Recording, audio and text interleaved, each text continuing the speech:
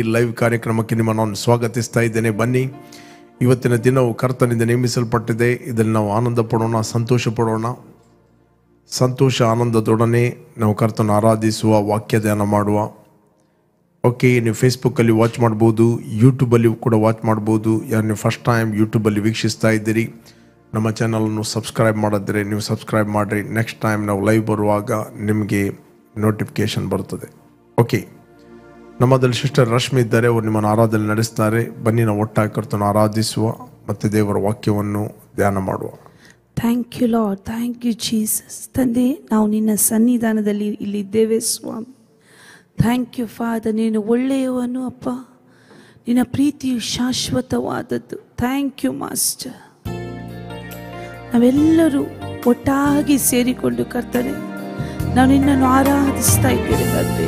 Thank you father.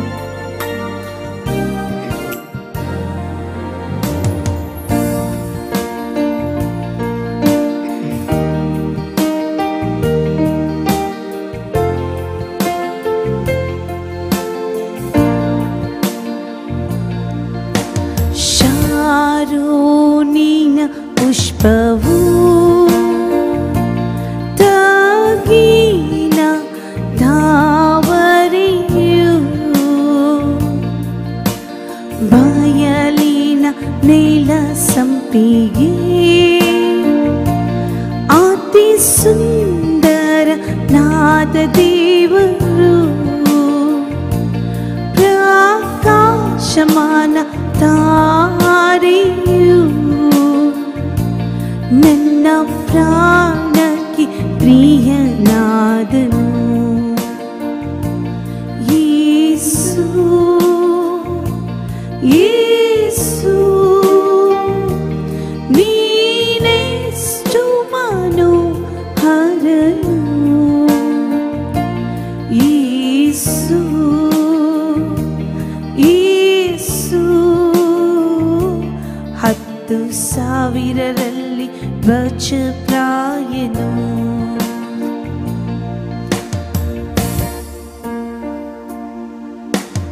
ಯೂದ ಕುಲದ ಸಿಂಹವು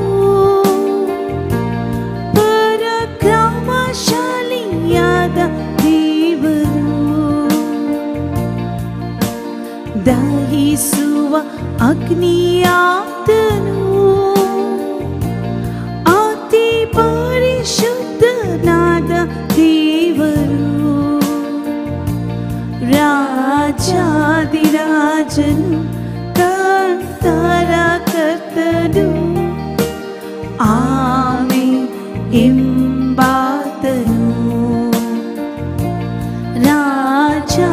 ರಾಜಾದಿರಾಜನು ಕರ್ತರ ಕರ್ತನು amen ಎಂಬಾತನು.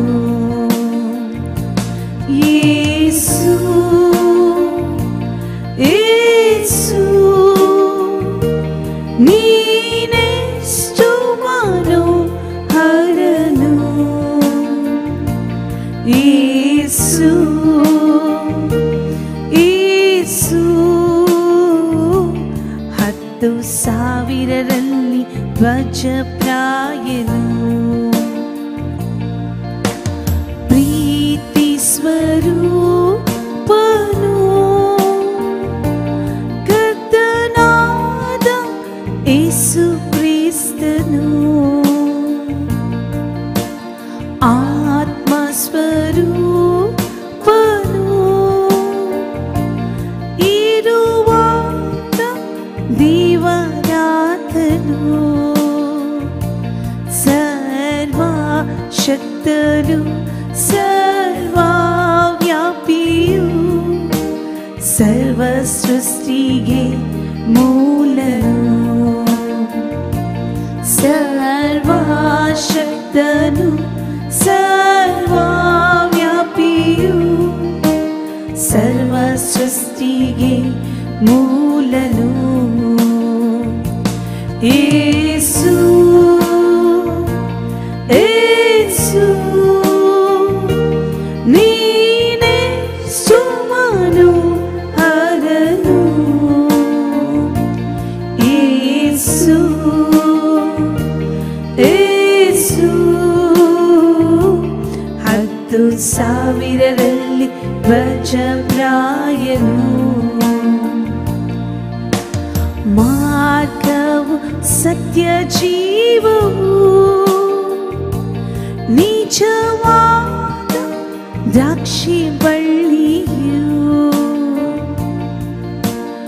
ಒಳ್ಳೆಯ ಸ್ನೇಹಿತನು ಶ್ರೇಷ್ಠನಾದ ಒಳ್ಳೆ ಗುರುವನು ಜೀವದ ರೊಟ್ಟಿಯು ಜೀವದ ಜಲವು ಜೀವವಾಕ್ಯವು ಆತನೇ ಜೀವದ ರೊಟ್ಟಿಯು ಜೀವದ ಜಲವು ಜೀವವಾಕ್ಯವು ಆತನೇ ಯೇಸು ಯೇಸು ನೀನೆಷ್ಟು ಮನೋಹರನು ಯೇಸು ಯೇಸು 10,000ರಲ್ಲಿ ಧ್ವಜಪ್ರಾಯನು ಯೇಸು ಯೇಸು 10,000ರಲ್ಲಿ ಧ್ವಜಪ್ರಾಯನು ಯೂದ ಕುಲದ ಸಿಂಹವು ಪರಾಕ್ರಮಶಾಲಿಯಾದ ದೇವರು ದಹಿಸುವ ಅಗ್ನಿಯಾದನು ಅತಿ ಪರಿಶುದ್ಧನಾದ ದೇವರು ರಾಜಾದಿರಾಜನು ಕರ್ತರ ಕರ್ತನು ಆಮೆನ್ ಎಂಬಾತನು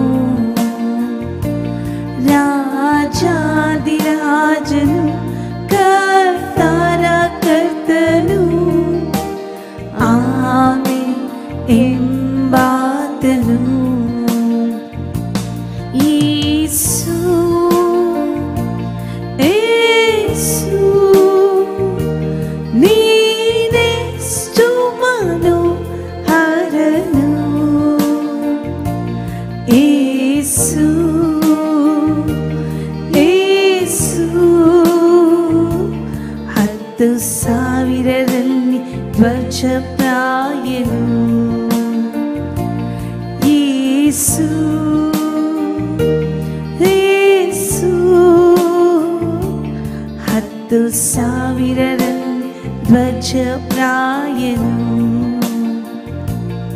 ಪ್ರಿಯರೇ ಆತನ ಪ್ರೀತಿಯನ್ನು ನಾವು ಧ್ಯಾನಿಸುವಾಗ thank you Father thank you Jesus ಆತನೇ ಪ್ರೀತಿ ಸ್ವರೂಪಿಯಾಗಿದ್ದ ಥ್ಯಾಂಕ್ ಯು ಲಾರ್ಡ್ ಆತನ ಪ್ರೀತಿಯ ಗುಣಗಳು ಥ್ಯಾಂಕ್ ಯು ಜೀಸಸ್ ಅದು ವರ್ಣಿಸಲು ಅಸಾಧ್ಯವಾಗಿದೆ ಥ್ಯಾಂಕ್ ಯು ಜೀಸಸ್ ಆತನು ತನ್ನ ಮಕ್ಕಳನ್ನು ಬಹಳವಾಗಿ ಪ್ರೀತಿಸುತ್ತಾರೆ ಆತನ ಹಸ್ತವು ನಮಗೆ ಆಧಾರವಾಗಿದೆ ಥ್ಯಾಂಕ್ ಯು ಜೀಸಸ್ ನನ್ನೊಟ್ಟಿಗೆ ಎಲ್ಲರೂ ಒಟ್ಟಾಗಿ ಸೇರಿಕೊಂಡು thank you lord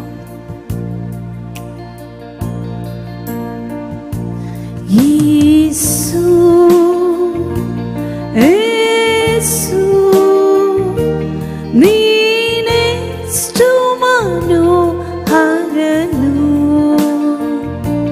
Yesu Yesu 10,000ರಲ್ಲಿ ಧ್ವಜಪ್ರಾಯನು Yesu Yesu ನೀನೆಷ್ಟು ಮನೋಹರನು Yesu Yesu 10,000ರಲ್ಲಿ ಧ್ವಜಪ್ರಾಯನು.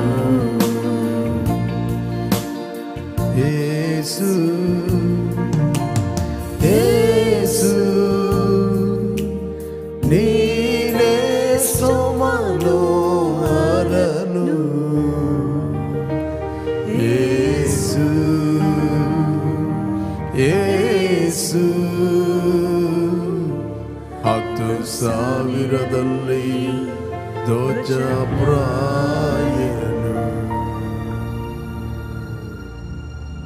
Thank you, Lord, your presence. Thank you, Lord, your grace. Yes, Master. Thank you, Lord, your victory and protection, O God. We are born into your spirit, O Master. ತಂದೆ, ಈ ಸಂಜೆ ವೇಳೆಯಲ್ಲಿ ನಿನ್ನ ಪ್ರಸನ್ನತೆಯಲ್ಲಿ ಇದ್ದುಕೊಂಡು ನಿನ್ನನ್ನು ಆರಾಧಿಸುವಂಥ ಸೌಭಾಗ್ಯವನ್ನು ನಮಗೆ ಕೊಟ್ಟಿದ್ದಿ. ಅದಕ್ಕೋಸ್ಕರ ಸ್ತೋತ್ರ. Yes, Master. ನಾವು ನಿನ್ನ ಆತ್ಮನಿಂದ ನಡೆಸಲ್ಪಡುತ್ತೇವೆ ಮತ್ತು ನಿನ್ನಿಂದ ನಾವು ಹೊಂದುತ್ತೇವೆ. ಪ್ರತಿಯೊಂದು ಹೃದಯಗಳು ಮನೋನೇತ್ರಗಳು ಬೆಳಗಲ್ಪಡಲಿ. ಪ್ರತಿಯೊಬ್ಬರ ಅಂತರ್ಯದಲ್ಲಿ ಚುರುಕಾಗಲಿ. ಯೇಸು ನಾಮದಲ್ಲಿ ತಂದೆ, ಆಮೆನ್. Okay, praise God. ಯೇಸು ಕ್ರಿಸ್ತನ ಹೆಸರಿನಲ್ಲಿ ನಿಮ್ಮನ್ನು ನಾನು ವಂದಿಸ್ತಾ ಇದ್ದೇನೆ. ಬನ್ನಿ, ಸ್ವಲ್ಪ ಹೊತ್ತು ನಾವು ದೇವರ ವಾಕ್ಯವನ್ನು ಧ್ಯಾನ ಮಾಡುವ. Let us meditate God's word. ದೇವರ ವಾಕ್ಯವನ್ನು ನಾವು ಧ್ಯಾನ ಮಾಡುವ. ದೇವರ ವಾಕ್ಯ ನಮಗೆ ಬೆಳಕನ್ನು ಕೊಡುತ್ತದೆ. Entrance of God's word give the light ಅಂತ ಹೇಳ್ತದೆ. 119ನೇ ಕೀರ್ತನೆ 130ನೇ ವಚನ ಹೇಳ್ತದೆ, entrance of God's word giveth light.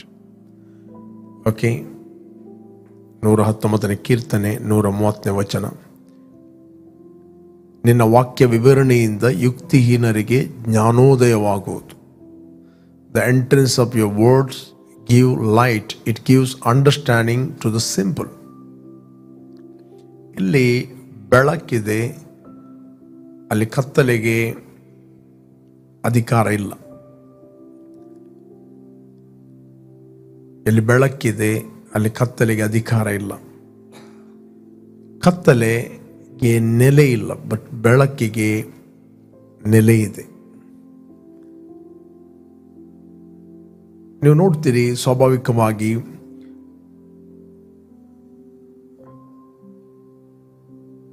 ಎಲ್ಲಿ ಬೆಳಕಿರ್ತದೆ ಅಲ್ಲಿ ಕತ್ತಲೆ ಇರುವುದಿಲ್ಲ. ಯಾಕಂದರೆ ಬೆಳಕಿಗೆ ನೆಲೆ ಇದೆ, ಬಟ್ ಕತ್ತಲೆಗೆ ನೆಲೆ ಇಲ್ಲ. Absence from the light. ಕತ್ತಲೆ ಅಂತ ಹೇಳಿದರೆ ಇಲ್ಲಿ ಬೆಳಕಿರುವುದಿಲ್ಲ, ಅದರ ಪ್ರವೇಶವಿರುತ್ತದೆ. ಬಟ್ ಅದೇ ರೀತಿ ದೇವರು ಬೆಳಕಾಗಿದ್ದಾನೆ, ದೇವರ ವಾಕ್ಯ ಬೆಳಕಾಗಿದೆ. ನಾವು ಕೂಡ ಕ್ರಿಸ್ತನಲ್ಲಿ ಬೆಳಕಾಗಿದ್ದೇವೆ. ಸೈತಾನನು ಆತನು ಕತ್ತಲೆ ಆಗಿದ್ದಾನೆ, ಬಟ್ ಆತನಿಗೆ ನೆಲೆ ಇಲ್ಲ. ಆತನಿಗೆ ನೆಲೆ ಇಲ್ಲ. ಆತನ ನೆಲೆ ಯಾವುದು ಅಂತ ಹೇಳಿದರೆ ವಿಶ್ವಾಸಿಗಳ ಅಜ್ಞಾನ.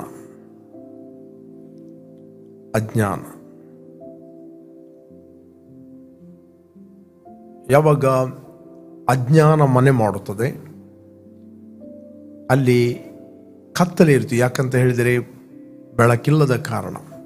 ಅದಕ್ಕೆ ಬೈಬಲ್ ಹೇಳ್ತೇನೆ, ನಿನ್ನ ವಾಕ್ಯ ವಿವರಣೆಯಿಂದ ಯುಕ್ತಿಹೀನರಿಗೆ ಜ್ಞಾನೋದಯವಾಗುವುದು. ಜ್ಞಾನೋದಯದ ಬೆಳಕು. The entrance of your words gives light, it gives understanding to the simple. ನಮಗೆ ದೇವರ ವಾಕ್ಯ ಯಾವಾಗ ಅರ್ಥ ಆಗ್ತದೆ ಅದೇ ಬೆಳಕು. ಸೈತಾನನ ಕೆಲಸ ಏನಂತ ಹೇಳಿದರೆ ನಮಗೆ ದೇವರ ವಾಕ್ಯ ಅರ್ಥ ಆಗಬಾರದು. ಕೆಲವರು ದೇವರ ವಾಕ್ಯವನ್ನು ಕೇಳ್ತಾರೆ, ಬಟ್ ಅವರು ಆ ವಾಕ್ಯಕ್ಕೆ ಸೀರಿಯಸ್ನೆಸ್ ಕೊಡೋದಿಲ್ಲ. ಯಾವಾಗ ಆ ವಾಕ್ಯಕ್ಕೆ ನಿಮ್ಮಲ್ಲಿ ಗಂಭೀರತೆ ಇರುವುದಿಲ್ಲ, ಸೀರಿಯಸ್ನೆಸ್ ಇರುವುದಿಲ್ಲ, ಅಲ್ಲಿ ಬೆಳಕಿರುವುದಿಲ್ಲ. ಯಾಕಂದರೆ ನಿಮಗೆ ಅಂಡರ್ಸ್ಟ್ಯಾಂಡಿಂಗ್ ಆಗೋದಿಲ್ಲ. ಅದೊಂದು ದಾರಿ ಮಗ್ಗುಲಲ್ಲಿ ಬಿದ್ದ ಬೀಜದ ಹಾಗೆ. 13:19 ಮತ್ತಾಯನ ಬರೆದ ಸುವಾರ್ತೆಯಲ್ಲಿ ಹೇಳುತ್ತದೆ. ಮ್ಯಾಥ್ಯೂ ಚಾಪ್ಟರ್ 13:19 ಹೇಳ್ತದೆ, ಬಿತ್ತುವವನ ವಿಷಯವಾದ ಸಾಮ್ಯದ ಅರ್ಥವನ್ನು ಕೇಳಿರಿ. ಯಾವನಾದರೂ ಪರಲೋಕ ರಾಜ್ಯದ ವಾಕ್ಯವನ್ನು ಕೇಳಿ ತಿಳುಕೊಳ್ಳದೆ ಇರುವಲ್ಲಿ ಸೈತಾನನು ಬಂದು ಆ ಮನುಷ್ಯನ ಮನಸ್ಸಿನಲ್ಲಿ ಬಿತ್ತಿದ್ದನ್ನು ತೆಗೆದುಹಾಕುತ್ತಾನೆ. When anyone hears the word of the kingdom and does not understand it, then the wicked one comes and snatches away what was sown in his heart. This is he who received seed by the wayside. ಇಲ್ಲಿ ನಾವು ನೋಡ್ತೇವೆ, ಯಾವಾಗ ನಾವು ತಿಳಿಯುವುದಿಲ್ಲ ಆ ವಾಕ್ಯವನ್ನು ಸೈತಾನನು ಕದ್ದುಕೊಂಡು ಹೋಗ್ತಾನೆ. ಈ ತಿಳುವಳಿಕೆ ಏನು ಮಾಡುತ್ತದೆ? ನಿನಗೆ ಬೆಳಕನ್ನು ಕೊಡುತ್ತದೆ. That's a light. ಓಕೆ, ನಾವು ಸತ್ಯವೇದವನ್ನು ಓದುವಾಗ, ಪತ್ರಿಕೆಗಳನ್ನು ಓದುವಾಗ ಕೇವಲ ಒಂದೊಂದು ಸ್ಕ್ರಿಪ್ಚರ್ಗಳನ್ನು ಹಿಡಿಯುವುದಲ್ಲ, ಅದನ್ನು ಯಾಕೆ ಅಪೊಸ್ತಲ ಪೌಲನು ಯಾರಿಗೆ ಬರೆದದ್ದು? 3 ಸಂಗತಿಗಳು ವೆರಿ ವೆರಿ ಇಂಪಾರ್ಟೆಂಟ್. ಯಾವಾಗ ಬರೆದದ್ದು, ಯಾಕೆ ಬರೆದದ್ದು, ಯಾರಿಗೆ ಬರೆದದ್ದು ಅಂತ. Praise God. ಯಾವಾಗ ಬರೆದದ್ದು, ಯಾವ ಕಂಡೀಷನಲ್ಲಿ ಆತನು ಬರೆದ, ಯಾಕೆ ಆ ಪತ್ರಿಕೆಯನ್ನು ಬರೆದ, ಮತ್ತು ಯಾರಿಗೆ ಆತನು ಆ ಪತ್ರಿಕೆಯನ್ನು ಬರೆದ. ಯಾವಾಗ ಈ 3 ಸಂಗತಿಗಳು ನಮಗೆ ಅರ್ಥ ಆಗ್ತದೆ, ಆತನ ವಾಕ್ಯ ಬೋಧನೆಯ ಉದ್ದೇಶ ನಮಗೆ ಅರ್ಥ ಆಗ್ತದೆ. ಫಾರ್ ಎಕ್ಸಾಂಪಲ್, ರೋಮನ್ಸ್ ಆತನು ಬರೆದಿದ್ದಾನೆ. ನಾವು ನೋಡ್ತೇವೆ ಧರ್ಮಶಾಸ್ತ್ರ ಮತ್ತು ಕೃಪೆ, ಧರ್ಮಶಾಸ್ತ್ರ ಮತ್ತು ಕೃಪೆ ಅದರ ಬಗ್ಗೆ ಬರೆದಿದ್ದಾನೆ. ಗಲಾತ್ಯರಿಗೆ ಬರೆದ ಪತ್ರಿಕೆಯಲ್ಲಿ ನಾವು ನೋಡ್ತೇವೆ, ಗಲಾತ್ಯದವರು ಆಲ್ರೆಡಿ ರಕ್ಷಣೆ ಹೊಂದಿದ್ದಾರೆ. ಗಲಾತ್ಯದವರು ಆಲ್ರೆಡಿ ಕ್ರಿಸ್ತನ ಕೃಪೆಯಿಂದ ಅವರು ರಕ್ಷಣೆ ಹೊಂದಿದ್ದಾರೆ. ಬಟ್ ರಕ್ಷಣೆ ಹೊಂದಿದ್ದರೂ ಕೂಡ ಅವರಿಗೆ ರಕ್ಷಣೆ ಹೊಂದಿದ್ದಾರೆ ಅಂತ ಗೊತ್ತಿಲ್ಲ. ಅವರು ರಕ್ಷಣೆಗೋಸ್ಕರ ಪ್ರಯತ್ನ ಮಾಡ್ತಾ ಇದ್ದಾರೆ. They don't know, they are already saved. Okay, ಒಂದು ಅದು ಆಯಿತು. ಇನ್ನೊಂದು ಸುಳ್ಳು ಸಹೋದರರು. ಅವರೇನು ಹೇಳ್ತಾರೆ? ಅನ್ಯ ಜನರಿಂದ ರಕ್ಷಣೆ ಹೊಂದಬೇಕಾದರೆ ಅವರು ಮೊದಲು ಯಹೂದ್ಯರಾಗಬೇಕು, ಅವರಿಗೆ ಸುನ್ನತಿ ಆಗಬೇಕು. ಓಕೆ, ಯಹೂದ್ಯರಾದ ನಂತರ ಅವರು ರಕ್ಷಣೆಯನ್ನು ಹೊಂದಲು ಯೋಗ್ಯರಾಗ್ತಾರೆ. ರಕ್ಷಣೆ ಹೊಂದಲು ಯೋಗ್ಯರು. ಇನ್ನೊಂದು ಗುಂಪು ಹೇಳ್ತಾ ಇತ್ತು, ನೀವು ರಕ್ಷಣೆ ಹೊಂದಿದ್ದೀರಿ, ಬಟ್ ಧರ್ಮಶಾಸ್ತ್ರದ ಎಲ್ಲ ನಿಯಮಗಳನ್ನು ನೀವು ಅನುಸರಿಸಬೇಕು. ಧರ್ಮಶಾಸ್ತ್ರದಲ್ಲಿ ಏನೆಲ್ಲ ಬರೆಯಲ್ಪಟ್ಟಿದೆ ಅದನ್ನು ನೀವು ಅನುಸರಿಸಬೇಕು. ಅವರ ಮಧ್ಯದಲ್ಲಿ ವಾದ ವಿವಾದ ಇತ್ತು. ನಾವು ನೋಡ್ತೇವೆ, ಅನ್ಯ ಜನರಿಂದ ರಕ್ಷಣೆಗೆ ಬಂದವರು ಮತ್ತೆ ಯಹೂದ್ಯರಿಂದ ರಕ್ಷಣೆಗೆ ಬಂದವರು. ಯಹೂದ್ಯರು ಏನಾಗುತ್ತಿದ್ದಂತ ಹೇಳಿದ್ರೆ, ಯಹೂದ್ಯರು ಅವರು ಅನ್ಯ ಜನರ ಮನೆಯಲ್ಲಿ ಊಟ ಮಾಡ್ತಿರ್ಲಿಲ್ಲ, ಅವರು ನೀರು ಕುಡಿಯುತ್ತಿರಲಿಲ್ಲ. ನಾವು ನೋಡ್ತೇವೆ, ಅವರಿಗೆ ಮತ್ತು ಇವರಿಗೆ ಹೊಕ್ಕು ಬಳಕೆ ಇರಲಿಲ್ಲ. ಓಕೆ, ಕೆಲವೊಮ್ಮೆ ಈ ಸತ್ಯ ಗೊತ್ತಿದ್ದರೂ ಕೂಡ ಕೆಲವರಿಗೆ ಭಯಪಟ್ಟು ಕೆಲವರು ಕಾಂಪ್ರಮೈಸ್ ಮಾಡ್ತಿದ್ದರು. ಇವನ್ ನಾವು ನೋಡ್ತೇವೆ, ಅಪೊಸ್ತಲ ಪೇತ್ರ ಅಲ್ಲಿ ಏನು ಮಾಡ್ತಿದ್ದ ಅಂತ ಹೇಳಿದರೆ, ಆತನು ಅನ್ಯ ಜನರಿಂದ ರಕ್ಷಣೆ ಬಂದವರೊಟ್ಟಿಗೆ ಅವನು ಊಟ ಮಾಡ್ತಾ ಇದ್ದ. ಯಾಕೋಬನ ಕಡೆಯವರು, ಯಾಕೋಬನು ಈ ಯಹೂದ್ಯರಿಂದ ರಕ್ಷಣೆಗೆ ಬಂದವರ ಸಭಾಪಾಲಕ, ಪಾಸ್ಟರ್. ಯಾಕೋಬನ ಕಡೆಯಿಂದ ಬರುತ್ತಿರುವಾಗ ಅವರನ್ನು ನೋಡಿ ತಮ್ಮನ್ನು ಇಮಿಡಿಯೇಟ್ಲಿ ಸಪರೇಟ್ ಮಾಡ್ತಿದ್ದ. ಅದಕ್ಕೆ ಒಳಗೊಂದಿರುವಂಥದ್ದು, ಹೊರಗೊಂದಿರುವಂಥದ್ದು. ಇದು ಅಪೊಸ್ತಲ ಪೌಲ ನೋಡ್ತಾನೆ, ಇದು ಆತನಿಗೆ ಸರಿಯಾಗಿ ಕಾಣಲಿಲ್ಲ. ರೈಟ್, ನಾವು ನೋಡ್ಲಿಕ್ಕೆ ಹೋದರೆ ನಮಗೆ ಸಿಗ್ತದೆ 2ನೇ ಅಧ್ಯಾಯ 11ನೇ ವಚನ, ಗಲಾತ್ಯರಿಗೆ ಬರೆದ ಪತ್ರಿಕೆಯಲ್ಲಿ, Galatians 2 chapter 11 verse. Galatians 2 chapter 11. ಕೇಪನು ಅಂತ್ಯೋಕಕ್ಕೆ ಬಂದಾಗ, ಕೇಪ ಅಂತ ಹೇಳಿದ್ರೆ ಪೇತ್ರ. ಓಕೆ, ಕೇಪನು ಅಂತ್ಯೋಕಕ್ಕೆ ಬಂದಾಗ ಅವನು ದೋಷಿಯಾಗಿ ಕಾಣಿಸಿಕೊಂಡದ್ದರಿಂದ ನಾನು ಅವನನ್ನು ಮುಖಾಮುಖಿಯಾಗಿ ಎದುರಿಸಿದೆನು. ಓಕೆ, ಯಾಕಂದರೆ ಯಾಕೋಬನ ಕಡೆಯಿಂದ ಕೆಲವರು ಬರುವುದಕ್ಕೆ ಮುಂಚೆ ಅವನು ಅನ್ಯ ಜನರ ಸಂಗಡ ಊಟ ಮಾಡುತ್ತಿದ್ದನು. ಓಕೆ, ಅವರು ಬಂದ ಮೇಲೆ ಸುನ್ನತಿಯವರಾದ ಅವರಿಗೆ, ಸುನ್ನತಿ ಅಂದರೆ ಯಹೂದ್ಯರಿಂದ ರಕ್ಷಣೆ ಬಂದವರು, ಸುನ್ನತಿಯವರಾದ ಅವರಿಗೆ ಅವನು ಭಯಪಟ್ಟು ಅನ್ಯ ಜನರನ್ನು ಬಿಟ್ಟು ತನ್ನನ್ನು ಪ್ರತ್ಯೇಕಿಸಿಕೊಂಡನು.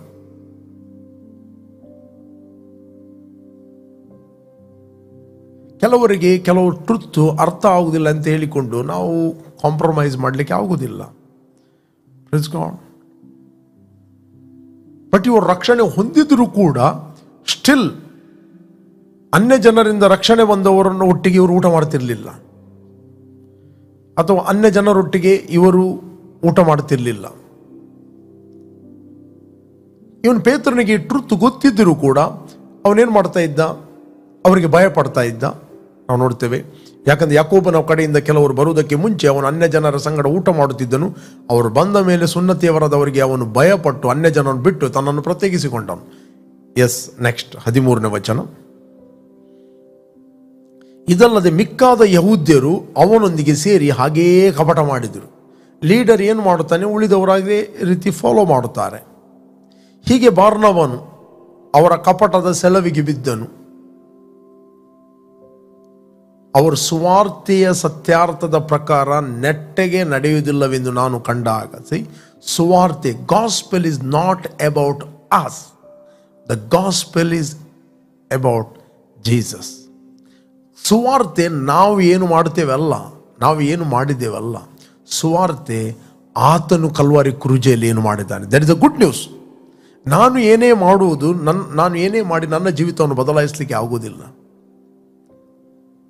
ಓಕೆ, ಆತನು ಮಾಡಿದ್ದನ್ನು ನಾನು ಒಪ್ಪುವಾಗ ಆತನು ನನ್ನ ಜೀವಿತವನ್ನು ಬದಲಾಯಿಸ್ತಾನೆ. Praise God. ಅನೇಕರು ಪ್ರಯತ್ನ ಮಾಡ್ತಾರೆ, ತಾವು ಬದಲಾಗಬೇಕು, ಬಲಹೀನತೆಗಳಿಂದ ನಾನು ಜಯ ಹೊಂದಬೇಕು ಅಂತ. They are trying, they are fasting is good, but what is the intention? ಯಾಕೆ ನೀನು ಮಾಡ್ತಾ ಇದ್ದಿ? What is the purpose? ನೀನು ಫಾಸ್ಟಿಂಗ್ ಮಾಡಿದ್ದರಿಂದ ದೇವರು ಬದಲಾಗುವುದಿಲ್ಲ. ನೀನು ಫಾಸ್ಟಿಂಗ್ ಮಾಡಿದ್ದರಿಂದ ನೀನು ಬದಲಾಗ್ತಿ. ನಿನಗೆ ದೇವರ ವಾಕ್ಯ, ದೇವರ ಉದ್ದೇಶ ನಿನಗೆ ಅರ್ಥ ಆಗ್ತದೆ ಅಷ್ಟೇ. ನ್ಯೂ ಟೆಸ್ಟಮೆಂಟಲ್ಲಿ ಓಕೆ, ಅವರು ಸುವಾರ್ತೆಯ ಸತ್ಯಾರ್ಥದ ಪ್ರಕಾರ ನೆಟ್ಟಗೆ ನಡೆಯುವುದಿಲ್ಲವೆಂದು ನಾನು ಕಂಡಾಗ ಎಲ್ಲರ ಮುಂದೆ ಕೇಪನಿಗೆ ಹೇಳಿದ್ದೇನೆಂದರೆ, ನೀನು ಯಹೂದ್ಯನಾಗಿದ್ದು ಯಹೂದ್ಯರಂತೆ ನಡೆಯದೆ ಅನ್ಯ ಜನರಂತೆ ನಡೆದ ಮೇಲೆ ಅನ್ಯ ಜನರಿಗೆ ನೀವು ಯಹೂದ್ಯರ ಪದ್ಧತಿಗಳನ್ನು ಅನುಸರಿಸಬೇಕೆಂದು ನೀನು ಬಲಾತ್ಕಾರ ಮಾಡುವುದು ಹೇಗೆ?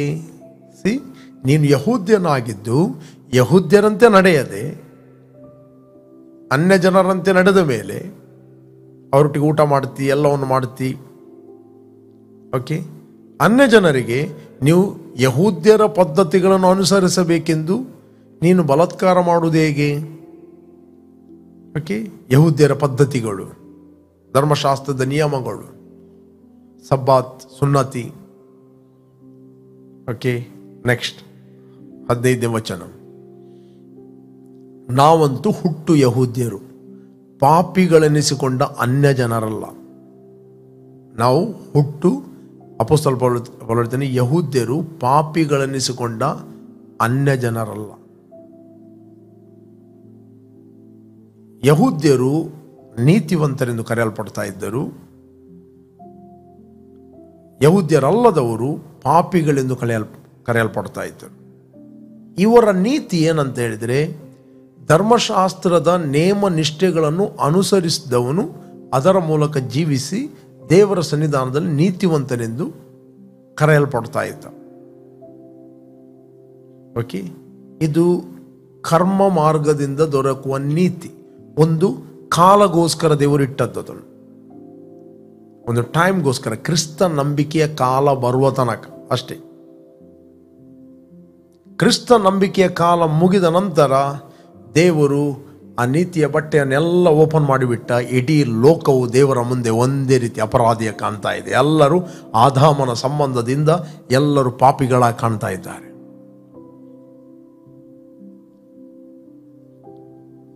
ಎಲ್ಲರೂ ಪಾಪಿಗಳಾಗಿ ಕಾಣ್ತಾ ಇದ್ದಾರೆ. ಲೋಕವೆಲ್ಲವೂ ದೇವರ ಮುಂದೆ ಅಪರಾಧಿಯಾಗಿ ಕಾಣ್ತಾ ಇದೆ. ದೇವರು ಆ ನೀತಿಯ ಬಟ್ಟೆಯನ್ನು ತೆಗೆದು ಬಿಟ್ಟ. ಯಾಕಂದರೆ ಅವರ ನೀತಿ ಏನಾಗ್ತಂತ ಹೇಳಿದ್ರೆ, ಅದು ಒಂದು ಮೇಜಿನ ಮೇಲೆ ಒಂದು ಕಲೆ ಇದೆ. ಒಂದನೇ ಮೇಜಿನ ಮೇಲೆ ಕಲೆ ಇದೆ, ಬಿಳಿ ಬಟ್ಟೆಯ ಮೇಲೆ. ಅದನ್ನು ತೆಗಿಲಿಕ್ಕೆ ಆಗುವುದಿಲ್ಲ. ಬಟ್ ನಾನೇನು ಮಾಡ್ತಾ ಇದ್ದೇನೆ, ಆ ಮೇಜಿಗೆ ಒಂದು ಬಿಳಿ ಬಟ್ಟೆಯನ್ನು ಹಾಕ್ತಾ ಇದ್ದೇನೆ. ಸ್ಟಿಲ್ ಆ ಕಲೆ, ಆ ಮಾರ್ಕ್ ಅದು ಒಳಗಿದೆ. ಆ ಮೇಲೆ ಮಾತ್ರ ಹೆಂಗೆ ಕಾಣ್ತಾ ಇದೆ? ಬಿಳಿಯಾಗಿ ಕಾಣ್ತಾ ಇದೆ. ಅದೇ ಯಹೂದ್ಯರಿಗೆ ಈ ರೀತಿಯ ನೀತಿಯನ್ನು ದೇವರು ಕೊಟ್ಟನು. ನೇಮ ನಿಷ್ಠೆಗಳ ಮೂಲಕ ಅವರು ದೇವರ ಸನ್ನಿಧಾನದಲ್ಲಿ ನೀತಿವಂತರೆಂದು. ದೇವರೇನು ಮಾಡಿದ? ಯಾವಾಗ ಯೇಸು ಕ್ರಿಸ್ತನು ಬಂದ, ಆವಾಗ ಆ ನೀತಿಯ ಬಟ್ಟೆ ತೆಗೆಯಲ್ಪಟ್ಟಿತ್ತು. ಈಗ ಯಹೂದ್ಯರಾಗಲಿ ಅನ್ಯರಾಗಲಿ ಅವರು ರಕ್ಷಣೆ ಹೊಂದಬೇಕಾದರೆ they must believe the finished work of the cross. They must believe the finished work of the cross. ಇದನ್ನು ಒಪ್ಪಲಿಕ್ಕೆ ಯಹೂದ್ಯರು ರೆಡಿ ಇಲ್ಲ.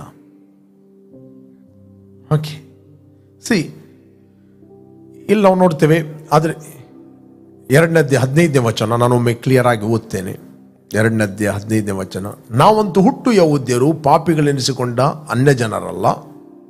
ಓಕೆ, ಆದರೂ ಯಾವನಾದರೂ ಯೇಸು ಕ್ರಿಸ್ತನ ಮೇಲಿನ ನಂಬಿಕೆಯಿಂದಲೇ ಹೊರತು, ಅಂದರೆ ಯಾವನಾದರೂ ಯೇಸು ಕ್ರಿಸ್ತನ ಮೇಲಿನ ನಂಬಿಕೆಯಿಂದಲೇ ಹೊರತು ನೇಮ ನಿಷ್ಠೆಗಳನ್ನು ಅನುಸರಿಸಿ ನೀತಿವಂತನೆಂದು ನಿರ್ಣಯಿಸಲ್ಪಡುವುದಿಲ್ಲ ಎಂಬುದು ನಮಗೆ ತಿಳಿದಿರುವುದರಿಂದ ನಾವು ಸಹ ನೇಮ ನಿಷ್ಠೆಗಳನ್ನು ಬಿಟ್ಟು ಕ್ರಿಸ್ತನ ಮೇಲಿನ ನಂಬಿಕೆಯಿಂದಲೇ, ಅಂದರೆ ಆತನು ಫಿನಿಶ್ಡ್ ವರ್ಕ್, ಆತನು ಏನು ಕ್ರೂಜೆಯಲ್ಲಿ ಮಾಡಿದ ನಮ್ಮ ಪಾಪಗಳಿಗೋಸ್ಕರ, ಇಡೀ ಪಾಪಗೋಸ್ಕರ, ಇಡೀ ಲೋಕದ ಜನರ ಪಾಪಗೋಸ್ಕರ ಆತನು ಕ್ರೂಜೆಯಲ್ಲಿ ಪ್ರಾಣವನ್ನು ಕೊಟ್ಟಿದ್ದಾನೆ, ಪಾಪಗಳನ್ನು ಹೊತ್ತುಕೊಂಡು ಹೋಗಿದ್ದಾನೆ, ಪಾಪಕ್ಕೆ ಪರಿಹಾರವನ್ನು ಕೊಟ್ಟಿದೆ. It finished. ಓಕೆ, ನಾವು ಸಹ ನೇಮನಿಷ್ಠೆಗಳನ್ನು ಬಿಟ್ಟು ಕ್ರಿಸ್ತನ ಮೇಲಿನ ನಂಬಿಕೆಯಿಂದಲೇ ನೀತಿವಂತರೆಂದು ನಿರ್ಣಯಿಸಲ್ಪಡುವುದಕ್ಕಾಗಿ ಕ್ರಿಸ್ತ ಯೇಸುವಿನಲ್ಲಿ ನಂಬಿಕೆ ಇಟ್ಟೆವು. ಯಾಕಂದರೆ ಯಾವನಾದರೂ ನೇಮನಿಷ್ಠೆಗಳನ್ನು ಅನುಸರಿಸಿ ನೀತಿವಂತನೆಂದು ನಿರ್ಣಯಿಸಲ್ಪಡುವುದಿಲ್ಲ. 17ನೇ ವಚನ. ಆದರೆ ನಾವು ಕ್ರಿಸ್ತನ ಆಶ್ರಯದಲ್ಲಿ ನೀತಿವಂತನೆಂಬ ನಿರ್ಣಯ ಹೊಂದುವುದಕ್ಕೆ ಪ್ರಯತ್ನಿಸುತ್ತಿರುವಾಗ ನಾವು ಪಾಪಿಗಳಾಗಿ ತೋರಿ ಬಂದರೆ, ಇಲ್ಲಿ ಅಪೊಸ್ತಲ ಪೌಲ ಹೇಳ್ತಾನೆ, ಯಹೂದ್ಯರು ಕೂಡ ಪಾಪಿಗಳಾಗಿ ತೋರಿ ಬಂದರೆ ಕ್ರಿಸ್ತನು ಪಾಪಕ್ಕೆ ಸಹಾಯಕನೆಂದು ಹೇಳಬೇಕೇನೋ? ಎಂದಿಗೂ ಹೇಳಬಾರದು. ಪುನಃ ಇಲ್ಲಿ ನಾವು ಬರ್ತೀವಿ 2:17 ಬರುವ ಮುಂಚೆ ಇನ್ನೊಂದು ಕಡೆಯಲ್ಲಿ ನಿಮಗೆ ತೋರಿಸ್ತೇನೆ ನಾನು. Romans 3 chapter 15 verse. ರೋಮನ್ಸ್ 3:15. ನಾವು 17 ಓದುವ. 17 ರೋಮನ್ಸ್ 3 ಚಾಪ್ಟರ್. ಸಮಾಧಾನದ ಮಾರ್ಗವನ್ನೇ ಅರಿಯರು. ಓಕೆ, 18 ಅವರ ಕಣ್ಣೆದುರಿಗೆ ದೇವರ ಭಯವಿಲ್ಲ ಎಂಬವುಗಳೇ, ಧರ್ಮಶಾಸ್ತ್ರದ ನುಡಿಗಳೆಲ್ಲವೂ ಆ ಶಾಸ್ತ್ರಕ್ಕೆ ಒಳಗಾದವರಿಗೆ ಹೇಳಿವೆ ಎಂದು ಬಲ್ಲೆವಷ್ಟೇ. ಹೀಗೆ ಎಲ್ಲರ ಬಾಯಿ ಕಟ್ಟಿ ಹೋಗುವುದು, ಲೋಕವೆಲ್ಲ ದೇವರ ಮುಂದೆ ಅಪರಾಧಿಯಾಗಿ ನಿಲ್ಲುವುದು. ಇಡೀ ಲೋಕ, ಯಹೂದ್ಯರಾಗಲಿ ಎಲ್ಲರಾಗಲಿ, ಆದಾಮನ ಸಂಬಂಧದಿಂದ ಅವರು ಶಾರೀರಿಕ ವ್ಯಕ್ತಿಗಳು, ಶರೀರ ಸಂಬಂಧವಾದ ವ್ಯಕ್ತಿಗಳು, ಶಾರೀರಿಕ ವ್ಯಕ್ತಿಗಳು. They are dead in the spirit. ಆತ್ಮದಲ್ಲಿ ಅವರು ಸತ್ತವರು. ಪ್ರತಿಯೊಬ್ಬ ವ್ಯಕ್ತಿ ಪಾಪಿಯಾಗಿ, ಅಪರಾಧಿಯಾಗಿ ದೇವರ ಮುಂದೆ ನಿಲ್ಲುವುದು. ನೆಕ್ಸ್ಟ್ 20ನೇ ವಚನ. ಯಾಕಂದ್ರೆ ಯಾವನಾದರೂ ನೇಮನಿಷ್ಠೆಗಳನ್ನು ಅನುಸರಿಸಿ ದೇವರ ಸನ್ನಿಧಿಯಲ್ಲಿ ನೀತಿವಂತನೆಂದು ನಿರ್ಣಯಿಸಲ್ಪಡುವುದಿಲ್ಲ. ಧರ್ಮಶಾಸ್ತ್ರದಿಂದ ಪಾಪದ ಅರಿವು ಉಂಟಾಗುತ್ತದಷ್ಟೇ. ಓಕೆ, ಈಗಲಾದರೂ ದೇವರಿಂದ ದೊರಕುವ ನೀತಿಯು ಧರ್ಮಶಾಸ್ತ್ರ ನಿಯಮಗಳಿಲ್ಲದೆ ಪ್ರಕಟವಾಗಿದೆ. ಅದು ಮೋಶೆಯ ಧರ್ಮಶಾಸ್ತ್ರದಿಂದಲೂ ಪ್ರವಾದಿಗಳ ನುಡಿಗಳಿಂದಲೂ ಸಾಕ್ಷಿಗೊಂಡಿರುತ್ತದೆ. 22ನೇ ವಚನ. ದೇವರಿಂದ ಆಗುವ ಆ ನೀತಿ ಯಾವುದೆಂದರೆ ಯೇಸು ಕ್ರಿಸ್ತನನ್ನು ನಂಬುವುದರಿಂದಲೇ. ನಂಬುವವರೆಲ್ಲರಿಗೆ ದೊರಕುವಂಥದ್ದು ಹೆಚ್ಚು ಕಡಿಮೆ ಏನೂ ಇಲ್ಲ. ನೆಕ್ಸ್ಟ್ ಹೇಳ್ತದೆ 23ನೇ ವಚನ, ಹೆಚ್ಚು ಕಡಿಮೆ ಏನಿಲ್ಲ. ಎಲ್ಲರೂ ಪಾಪ ಮಾಡಿ ದೇವರ ಮಹಿಮೆಯನ್ನು ಹೊಂದದೆ ಹೋಗಿದ್ದಾರೆ. ಎಲ್ಲರೂ ಪಾಪಿಗಳು, ಯಹೂದ್ಯರಾಗಲಿ ಗ್ರೀಕರಾಗಲಿ ಎಲ್ಲರೂ, ಧರ್ಮಶಾಸ್ತ್ರದ ಅಡಿಯಲ್ಲಿರುವವರು ಎಲ್ಲರೂ. ಓಕೆ, ಅವರು ನೀತಿವಂತರೆಂದು ನಿರ್ಣಯ ಹೊಂದುವುದು ದೇವರ ಉಚಿತಾರ್ಥವಾದ ಕೃಪೆಯಿಂದಲೇ ಕ್ರಿಸ್ತ ಯೇಸುವಿನಿಂದಾದ ಪಾಪ ವಿಮೋಚನೆಯ ಮೂಲಕ ಆಗುವುದು. ಈತನು ತನ್ನ ರಕ್ತವನ್ನು ಸುರಿಸಿ ನಂಬಿಕೆ ಇದ್ದವರಿಗಾಗಿ ಕೃಪಾಧಾರವಾಗಬೇಕೆಂದು ದೇವರು ಈತನನ್ನು ಮುಂದೆ ಇಟ್ಟನು, ಅಂದರೆ ಯೇಸುವನ್ನು ಮುಂದೆ ಇಟ್ಟನು. ದೇವರು ಹಿಂದಿನ ಕಾಲದ ಪಾಪಗಳನ್ನು ದಂಡಿಸದೆ ಸಹಿಸಿಕೊಂಡೆಲಾಗಿ ತನ್ನ ನೀತಿಯನ್ನು ಈಗಿನ ಕಾಲದಲ್ಲಿ ಹೀಗೆ ತೋರಿಸಿ ತಾನು ನೀತಿ ಸ್ವರೂಪನಾಗಿಯೂ ಯೇಸುವಿನಲ್ಲಿ ನಂಬಿಕೆ ಇಡುವವರನ್ನು ನೀತಿವಂತರೆಂದು ನಿರ್ಣಯಿಸುವನಾಗಿಯೂ ಕಾಣಿಸಿಕೊಂಡಿದ್ದಾನೆ. ನಾವು ನೋಡ್ತೇವೆ, ಇಡೀ ಲೋಕ ದೇವರ ಮುಂದೆ ಅಪರಾಧಿಯಾಗಿ ನಿಲ್ಲುವುದು. ಹಾಗಾದರೆ ಪ್ರತಿಯೊಬ್ಬ ವ್ಯಕ್ತಿ ತಾನು ರಕ್ಷಣೆಯನ್ನು ಹೊಂದಬೇಕಾದರೆ ಆತನು ಯೇಸು ಕ್ರಿಸ್ತನ ಕಲ್ವಾರಿ ಕ್ರೂಜೆಯಲ್ಲಿ ಮಾಡಿ ಮುಗಿಸಿದ ಕೆಲಸವನ್ನು ಅವರು ಒಪ್ಪಿಕೊಳ್ಳಬೇಕು. Praise God. They will receive the abundance of grace and gift of righteousness. Praise God. ಧರ್ಮಶಾಸ್ತ್ರ ಅದು ಶಾರೀರಿಕ ವ್ಯಕ್ತಿಗಳಿಗೆ, ಧರ್ಮಶಾಸ್ತ್ರ ಅದು ಶಾರೀರಿಕ ವ್ಯಕ್ತಿಗಳಿಗೆ, ಬಾರ್ನ್ ಅಗೇನ್ ಆದವರಿಗೆಲ್ಲ, ಬಾರ್ನ್ ಅಗೇನ್ ಆದವರಿಗೆಲ್ಲ. ಓಕೆ, ಈಗ ನಾವು ಪುನಃ 2:17 ನಾವು ಓದುವ ಗಲೇಷಿಯನ್ 2:17.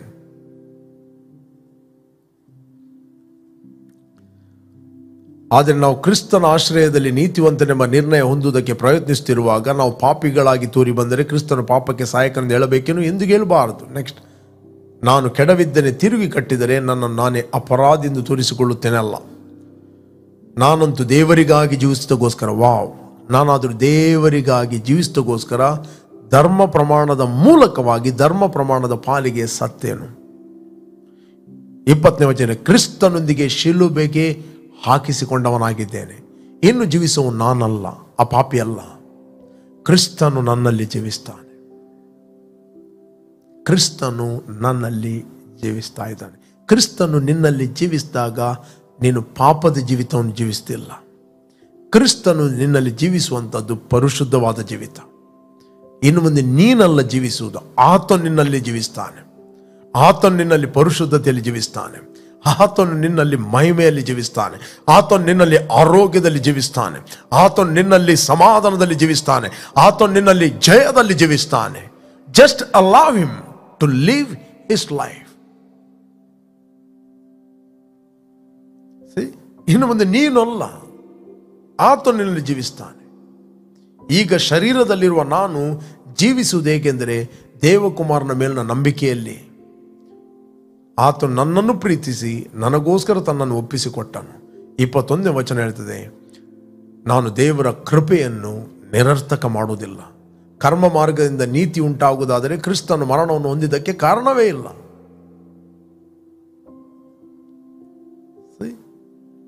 3ನೇ ಅಧ್ಯಾಯ 20ನೇ ವಚನದಲ್ಲಿ ಹೇಳ್ತದೆ, ಗಲೇಷಿಯನ್ 3 ಚಾಪ್ಟರ್, ಈ ಹೋಲ್ ಚಾಪ್ಟರ್ ಆತನು ಮಾತಾಡ್ತಾನೆ. 21ನೇ ವಚನ 21:3-21. ಹಾಗಾದರೆ ಧರ್ಮಶಾಸ್ತ್ರವು ದೇವರ ವಾಗ್ದಾನಗಳಿಗೆ ವಿರುದ್ಧವೋ? ಹಾಗೆಂದಿಗೂ ತಿಳ್ಕೊಳ್ಬಾರದು. ಬದುಕಿಸುವುದಕ್ಕೆ ಶಕ್ತವಾಗಿರುವ ಧರ್ಮಶಾಸ್ತ್ರವು ಕೊಡಲ್ಪಟ್ಟಿದ್ದರೆ ಸಂದೇಹವಿಲ್ಲದೆ ಕರ್ಮ ಮಾರ್ಗದಿಂದಲೇ ನೀತಿ ಉಂಟಾಗುತ್ತಿತ್ತು. ಹಾಗಾಗದೆ ಯೇಸು ಕ್ರಿಸ್ತನಲ್ಲಿ ನಂಬಿಕೆ ಇಡುವುದರಿಂದ ಉಂಟಾಗುವ ಆ ವಾಗ್ದಾನದ ಫಲವು ನಂಬುವವರಿಗೆ ಕೊಡಲ್ಪಡಬೇಕೆಂದು ಶಾಸ್ತ್ರವು ಸಮಸ್ತವನ್ನು ಪಾಪಕ್ಕೊಳಗಾಗಿದೆ ಎಂದು ತೀರ್ಮಾನಿಸಿತು. ಕ್ರಿಸ್ತ ನಂಬಿಕೆಯ ಕಾಲ ಬರುವುದಕ್ಕೆ ಮೊದಲು ಇಲ್ಲಿ ಧರ್ಮಶಾಸ್ತ್ರದ ಅಡಿಯಲ್ಲಿದ್ದವರಿಗೆ ಹೇಳುವುದು, ಕ್ರಿಸ್ತ ನಂಬಿಕೆಯ ಕಾಲ ಬರುವುದಕ್ಕೆ ಮೊದಲು ನಾವು ಮುಂದಕ್ಕೆ ಪ್ರಕಟವಾಗಬೇಕಾಗಿದ್ದ ಆ ನಂಬಿಕೆಗೆ ವಶವಾಗುವುದಕ್ಕಾಗಿ ಧರ್ಮಶಾಸ್ತ್ರದ ಕೈ ಕೆಳಗೆ ಕಾವಲಲ್ಲಿ ಮುಚ್ಚಲ್ಪಟ್ಟಿದ್ದೆವು. ಇಲ್ಲಿ ಅಪೊಸ್ತಲ ಪೌಲ ತನ್ನನ್ನು ಅಪ್ಲೈ ಮಾಡಿ ಹೇಳ್ತೇವೆ, ಯಾಕಂದರೆ ಆತನು ಯಹೂದ್ಯರಿಂದ ರಕ್ಷಣೆ ಬಂದವನು,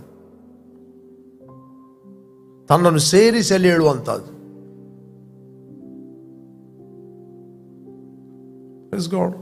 ಧರ್ಮಶಾಸ್ತ್ರವು ನಮ್ಮನ್ನು ಕಾವಲಂತೆ ಕ್ರಿಸ್ತ ನಂಬಿಕೆಯ ಕಾಲ ಬರುವ ತನಕ. ಕ್ರಿಸ್ತ ನಂಬಿಕೆಯ ಕಾಲ ಏನು? The finished work of the cross. ಹೀಗಿಲ್ಲ, ಧರ್ಮಶಾಸ್ತ್ರವು ನಮ್ಮನ್ನು ಕಾಯುವ ಆಳಿನಂತಾಗಿದೆ. ನಾವು ನಂಬಿಕೆಯಿಂದ ನೀತಿವಂತನೆಂಬ ನಿರ್ಣಯವನ್ನು ಹೊಂದುವುದಕ್ಕಾಗಿ ಕ್ರಿಸ್ತನಲ್ಲಿ ಸೇರುವ ತನಕ ಅದು ನಮ್ಮನ್ನು ಕಾಯುತ್ತದೆ. ಇಲ್ಲಿ ಅಪೊಸ್ತಲ ಪೌಲನು ತನ್ನನ್ನು ಪ್ಲೇಸ್ ಇಟ್ಟು ಮಾತಾಡುವಂತ. ಓಕೆ, ಧರ್ಮಶಾಸ್ತ್ರವು ನಮ್ಮನ್ನು ಕಾಯುತ್ತದೆ. ಆದರೆ ಕ್ರಿಸ್ತ ನಂಬಿಕೆಯು ಬಂದಿರಲಾಗಿ ನಾವಿನ್ನು ಕಾಯುವವನ ಕೈ ಕೆಳಗಿರುವವರಲ್ಲ. ನೀವೆಲ್ಲರೂ ಕ್ರಿಸ್ತ ಯೇಸುವಿನಲ್ಲಿ ಇಟ್ಟಿರುವ ನಂಬಿಕೆಯ ಮೂಲಕ ದೇವರ ಪುತ್ರರಾಗಿದ್ದೀರಿ. ಈಗ ನೀವು ಪಾಪಿಗಳಲ್ಲ, ದೇವರ ಪುತ್ರರಾಗಿದ್ದೀರಿ. ಪುತ್ರರಾದ ಮೇಲೆ ಆತ್ಮದಲ್ಲಿ ಇನ್ನು ಯಹೂದ್ಯನು ಗ್ರೀಕನು ಎಂಬ ಇಲ್ಲ. ಹೇಗೆಂದರೆ ಕ್ರಿಸ್ತನಲ್ಲಿ ಸೇರುವುದಕ್ಕೆ ದೀಕ್ಷಾಸ್ನಾನ ಮಾಡಿಕೊಂಡಿರುವ ನೀವೆಲ್ಲರೂ ಕ್ರಿಸ್ತನನ್ನು ಧರಿಸಿಕೊಂಡಿರಿ. ನೆಕ್ಸ್ಟ್ ಹೇಳ್ತದೆ, ನೀವೆಲ್ಲರೂ ಕ್ರಿಸ್ತ ಯೇಸುವಿನಲ್ಲಿ ಒಂದೇ ಆಗಿರುವುದರಿಂದ ಆತ್ಮದಲ್ಲಿ ಯಾವ ಭೇದ ಇಲ್ಲ. ಕಾಣದ ಲೋಕದಲ್ಲಿರುವ ದೇವರಿಗೆ ಕ್ರಿಸ್ತ ಯೇಸುವಿನಲ್ಲಿ ನಾವು ದೇವರ ಮಕ್ಕಳಾಗಿ ನಾವು ಹುಟ್ಟಿದ್ದೇವೆ. We are born of one God. ನೀವೆಲ್ಲರೂ ಕ್ರಿಸ್ತ ಯೇಸುವಿನಲ್ಲಿ ಒಂದೇ ಆಗಿರುವುದರಿಂದ ಯಹೂದ್ಯನು ಗ್ರೀಕನು ಎಂದು, ಆಳು ಒಡೆ ಎಂದು, ಗಂಡು ಹೆಣ್ಣು ಎಂದು ಭೇದ ಇಲ್ಲ. ಆತ್ಮದಲ್ಲಿ ಗಂಡು ಹೆಣ್ಣು ಎಂಬ ಭೇದ ಇಲ್ಲ. ಆತ್ಮದಲ್ಲಿ ಮ್ಲೆಚ್ಚ ಹೂಣ ಎಂಬ ಭೇದ ಇಲ್ಲ. ಆತ್ಮದಲ್ಲಿ ಯಹೂದ್ಯನು ಗ್ರೀಕನು ಎಂಬ ಭೇದ ಇಲ್ಲ. ಆತ್ಮದಲ್ಲಿ ಪ್ರೊಟೆಸ್ಟೆಂಟ್ ಕ್ಯಾಥಲಿಕ್ ಎಂಬ ಭೇದ ಇಲ್ಲ. ನೀವು ಶಾರೀರಿಕವಾಗಿ ಹುಟ್ಟಿರುವಾಗ ಅನೇಕ ಭೇದಗಳಿರಬಹುದು. ಧರ್ಮಶಾಸ್ತ್ರವು ಶರೀರಕ್ಕೆ ಕೊಟ್ಟದ್ದು, ಧರ್ಮಶಾಸ್ತ್ರವು ಆತ್ಮಿಕವಾದದ್ದು. ಬಟ್ ಅಪೊಸ್ತಲ ಪೌಲ ಹೇಳ್ತಾನೆ, ನಾನು ದೇಹ ಧರ್ಮಕ್ಕೆ ಒಳಗಾದವನು. 7:14-15 Romans. But we are all spiritual people. See? For we know that the law is a spiritual, but I am carnal, sold under sin.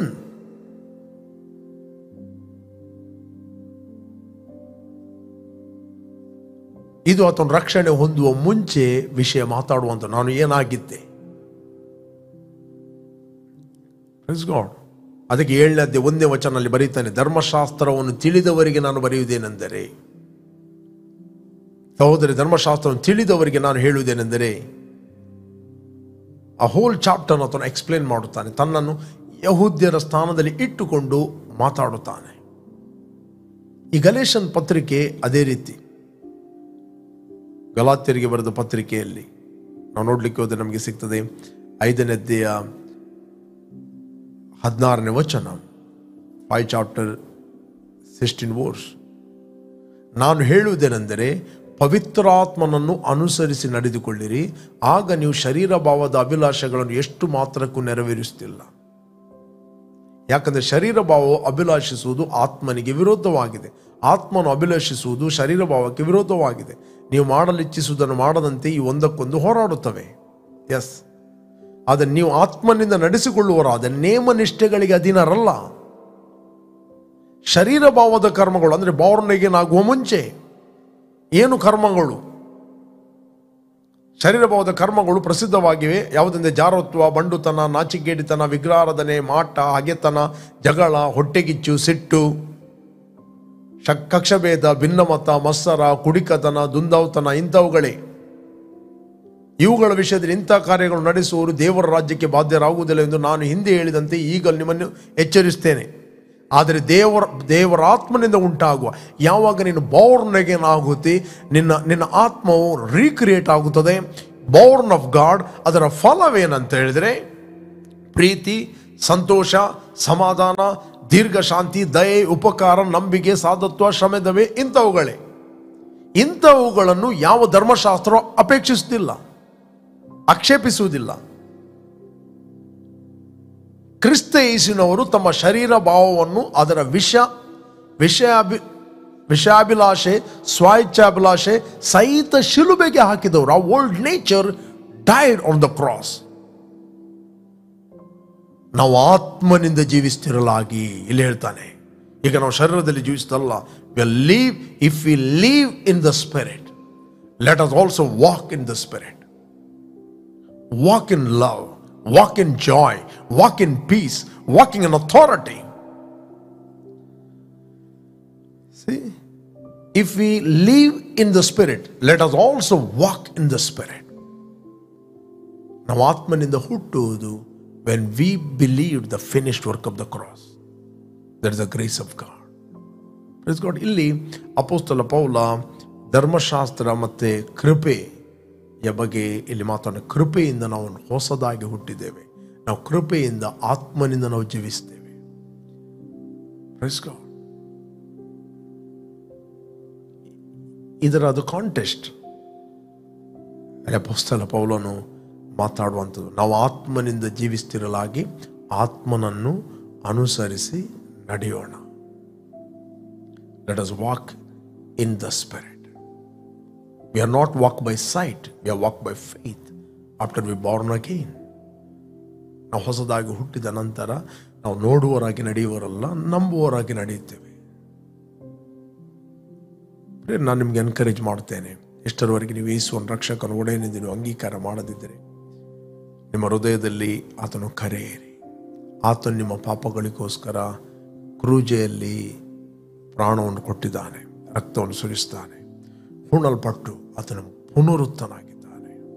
ನೀವು ಆತನು ಮಾಡಿದ ಕೆಲಸವನ್ನು ನೀವು ನಂಬಿದಾಗ ನೀವು ಕ್ರಿಸ್ತನಲ್ಲಿ ಹೊಸದಾಗಿ ಸೃಷ್ಟಿಸಲ್ಪಟ್ಟಿದ್ದೀರಿ, ಹೊಸದಾಗಿ ಹುಟ್ಟಿದ್ದೀರಿ, ನೀವು ದೇವರಿಗಾಗಿ ಜೀವಿಸ್ತೀರಿ.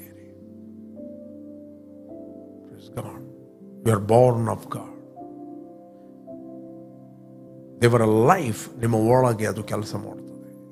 The life of God work in and through you.